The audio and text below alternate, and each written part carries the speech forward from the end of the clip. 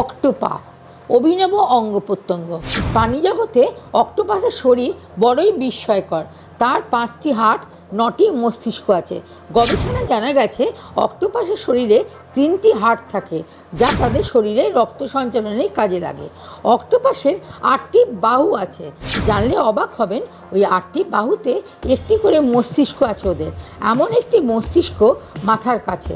এর ফলে অক্টোপাস তার শরীরের চারপাশ সম্পর্কে অবগত থাকে। এছাড়াও অক্টোপাসের দেহে একটি কালি থলি থাকে, যা থেকে কালো কালির মতো কিছু বের হয়। যখন অক্টোপাস বিপদে পড়ে তখন সে ওই বালি থেকে কালি ছোড়ে। এতে কিছুক্ষণের জন্য অন্য প্রাণী অন্ধ হয়ে যায়, ঘ্রাণ শক্তিও চলে যায় কিছুক্ষণের জন্য। তবে অক্টোপাস বেশি দিন বাঁচে না।